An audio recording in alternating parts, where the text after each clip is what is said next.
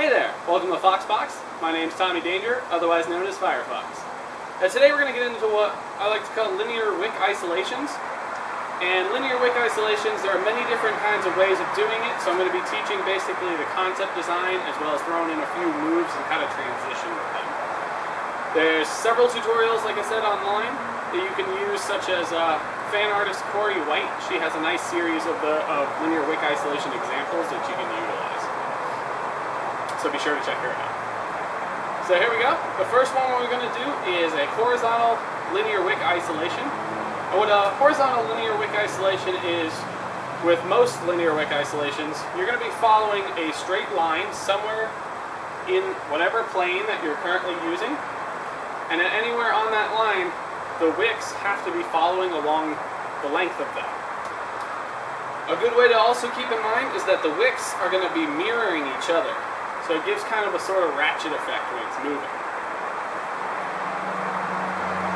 So from starting position, and in this case we can start down here, or we can start up in the corner here where my elbow is just resting into my hip almost, and my palms are facing towards me. This is going to be a key element to keep in mind. Your palms will typically be facing towards you if you're going to be moving statically for a linear Wick isolation. And dynamically, a lot of times it's easier to move with your palms facing outward.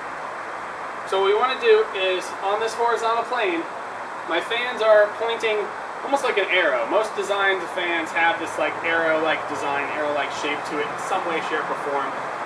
They have a way of pointing. So in this case, this is a good, helpful tool. When the arrows are pointing, whichever way the arrows are pointing, that's the way you're going to be traveling linearly across the plane here.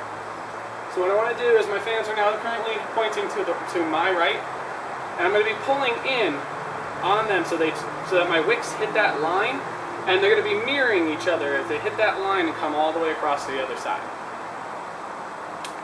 You go back and forth however much you need, just to make sure that your wicks are mirroring each other in this process.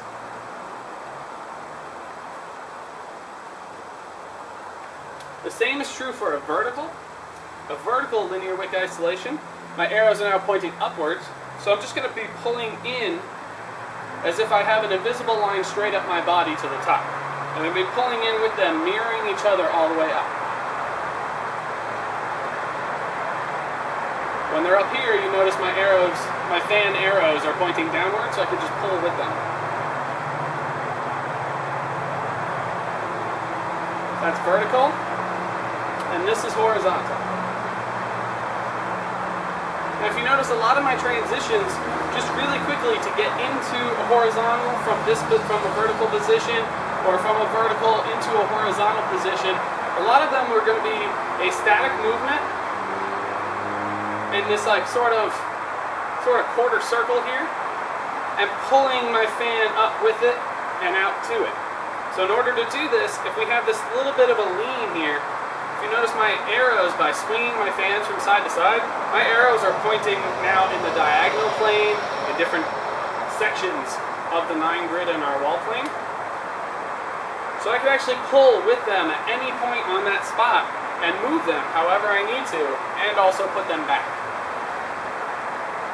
So if you want to work on this, we're going to have our palms facing down and just swing them side to side, and at any point on that swing, stop and linear Wick isolate them as if wherever those arrows are, right in between that arrow is that straight line that you're now generating and following. Pulling. And if I pull up and I kind of drop them down a little bit, I now can go perfectly into a horizontal from a vertical. Same thing, I could pull them back into it. So if you notice, this is just statically moving to this side, and this is doing all the work trying to keep that wick mirrored.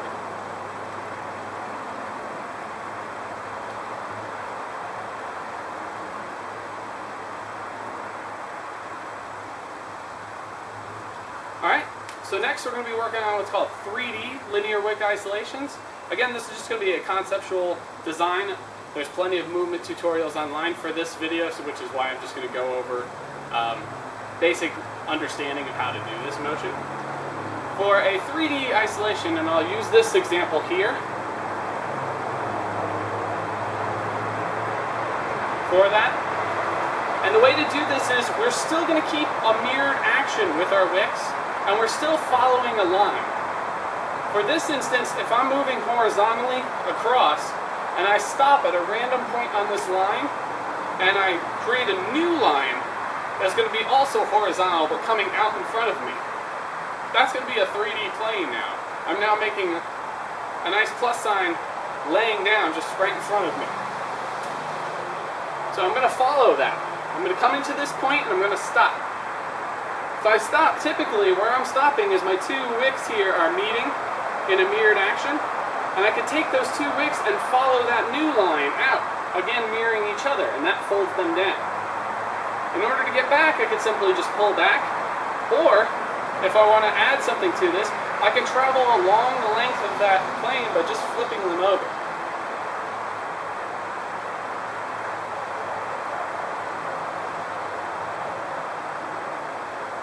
If you notice, every time I come down and I do that flip, I'm still coming in a full horizontal motion. I'm just taking a second to take a break in the middle of that line and do this extra line and come back. This is a really good drill to keep in mind, that at any point on the line, you can stop, and as long as your wicks are mirroring in some way, shape, or form, you can actually travel on either a new line or an older line or whatever you have to do to make that linear wick isolation come in. But essentially your wicks are mirrored and following a line in any way, shape, or form. So this is a fun one to come up with. Come up with moves on your own and different kinds of ways of doing things on your own and transitioning between them however you'd like to move with it. And finally, since I keep mentioning the word transition, a real true transition is we can have like such a thing as linear wick isolations with turning. If I'm moving in this box and I'm doing this linear wick isolation, my palms are facing in, correct? There's many different ways that we can isolate the wicks and have them mirror each other and be able to turn and move around with it and glide however we need to. For a good example is if I'm out on this side of on my home position with my palms facing in, if I were to take my fans and completely flip-flop them opposite-wise, just like this, just twisting my wrist so now my palms are facing out, well, that's going to be where I'm now going to have to move in a dynamic fashion by doing a slide-through, which I'll get into in the next video. So if we're going to try to just statically move it, it's just twisting my arm here. It's not really going to work that well. However, if I turn my whole body, in this case facing away from the camera, my palms are now facing in, and so the same linear wick isolation applies. I still can get this side going.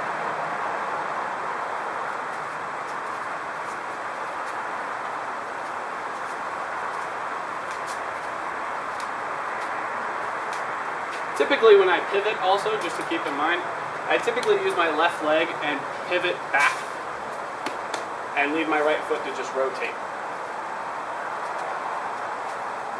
Or rather, use my left leg to swing and my right leg to pivot.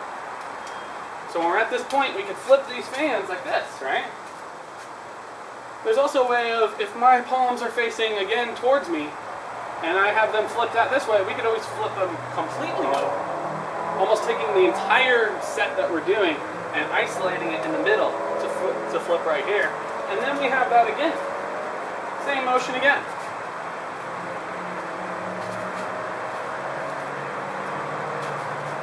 Right? So there's many different things that we can play with in different kinds of ways where you can just take the fan and when you're pulling this up, flip it, turn your whole body and pull it down. We have different ways, different options, and different things as long as you can keep your fan together with that. We could rotate entire apparatuses, entire sub-assemblies here to do what they need to do. We can rotate pieces of it and then combine things like a linear wick isolation up and come out to now go behind the head.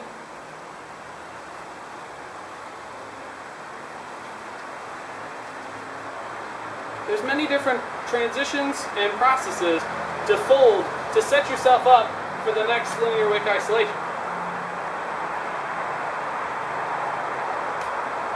So that's all on linear wick isolations.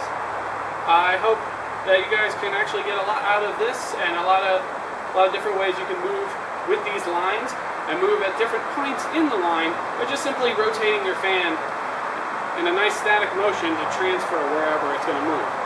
But keep in mind, a good thing finally to keep in mind with is your fans have that arrow that can help point in the direction that you're supposed to linear wick isolate, so you don't tangle yourself up. So I hope you enjoy.